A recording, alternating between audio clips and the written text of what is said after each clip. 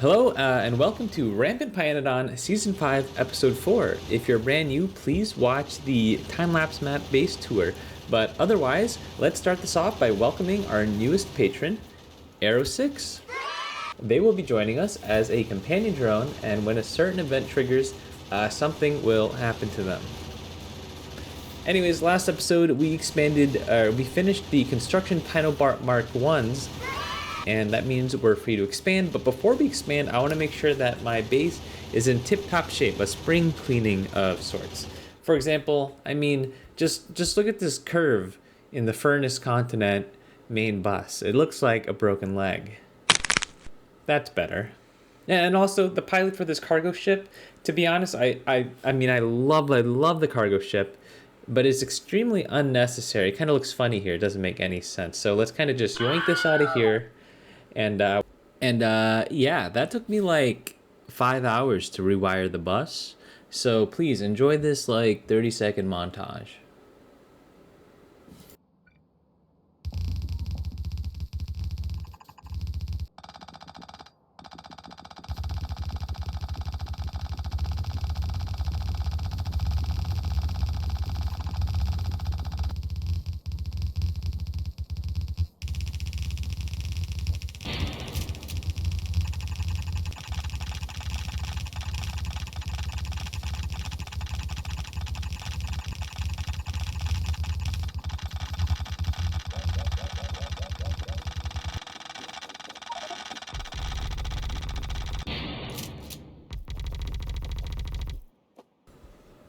Nice.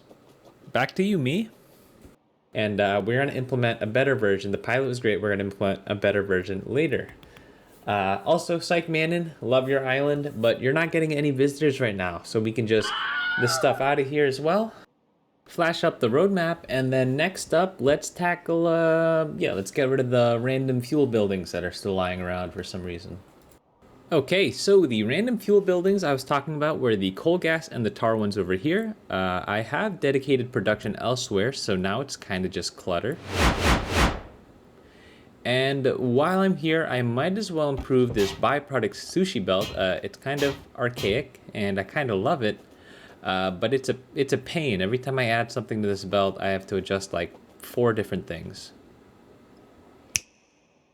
And part of the reason I use a storehouse is to improve the byproduct sushi belt. I'm actually going to multi-lane this, wherein now I am going to allow my system to take in a second byproduct sushi belt. Right now it's not bottlenecked, but when production is high, I will wire this belt to the choke point.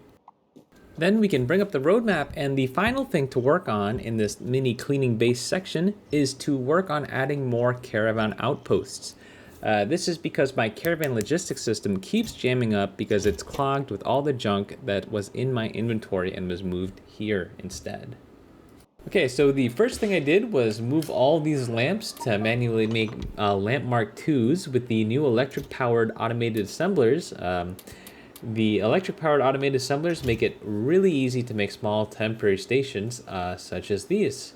And then for the new caravan outposts, I created one for glass, petri dishes, glassware optical sets, and then a new one for plastic, and one for rubber, and small parts.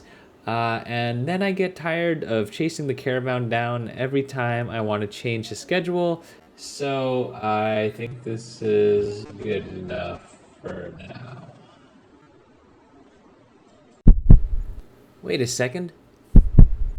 What's going on? Holy shit. Oh my gosh. What's going on? The walls, the world. What? Step 1. Find Hollow.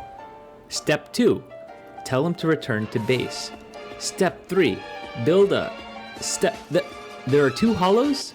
Which one is the real one? Step 3. Capture Hollow. Oh my gosh, stay still, he's way too fast. Step 4. Capture Hollow.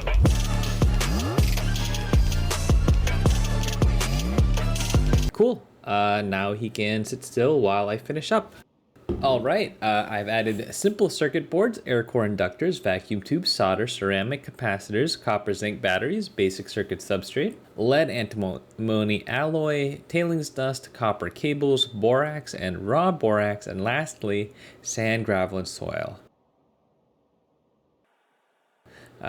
Now we can let hollow go. Check this off the list and move on to some new turd upgrades. Alright, to be honest, I'm not really understanding the fish ones, and they don't seem the most relevant. However, the creature chamber turd is an absolute no-brainer for me. I basically pick between more ingredient efficiency, more power consumption for way faster build times, or my friends are 35% faster. And obviously, I chose 35% faster friends. Sadly, it does not upgrade the current friends. It only allows you to make them make the faster new ones, but I don't want to replace hollow and hollow, so I was thinking about making too low and too low to help out instead. Except you can't copy paste recipes, and I'm lazy, so I guess I won't make too low and too low, and instead we'll move on. The next thing I want to do this episode is make some medium power poles. Alright, step 1 of making medium power poles is to acquire chromium ore. This patch looks good enough for me.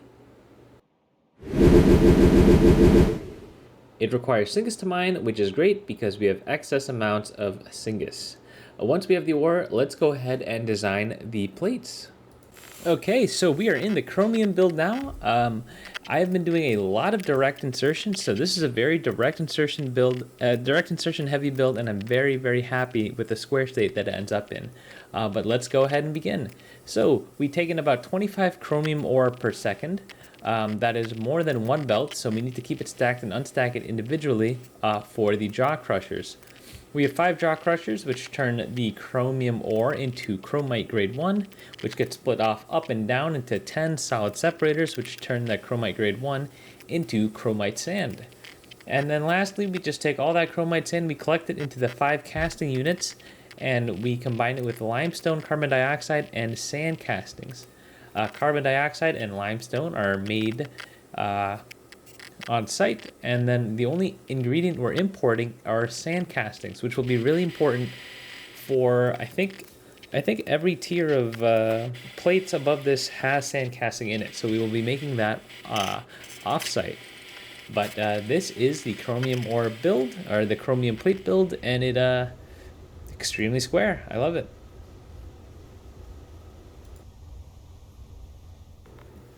Alright, so this is the sand casting build. I'm going for about five sand castings per second. 2 main ingredients, the sand and the creosote. So we're just going to go from stone to gravel to sand, taking only stone. In an ideal world, I'd also taken gravel and sand from the excess byproducts belt, but that would require a lot of reconfiguring, so I think we're just going to take stone and gravel, stone into gravel and a sand for now.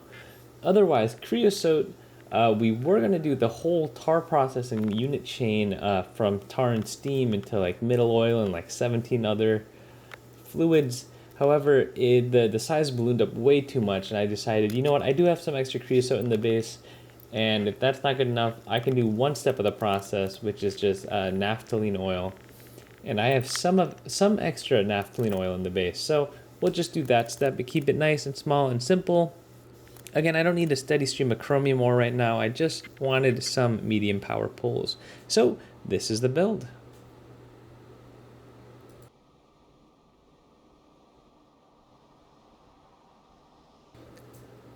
And as always, we're just gonna this into the world, and chromium won't start up until we make sand casting, so let's go over here and make sand casting.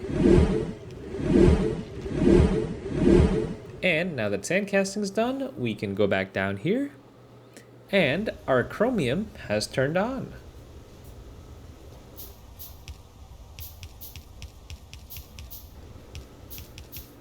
And now that we have medium power poles, I'd like to give a medium amount of thanks to my patrons. So thank you very much to John Boy, Sterling, Zark, Simple Anglerfish, Cody the Codfish Sample, Psych Manon, Hollow, and Arrow 6. Thank you, and I will see you guys in the next episode.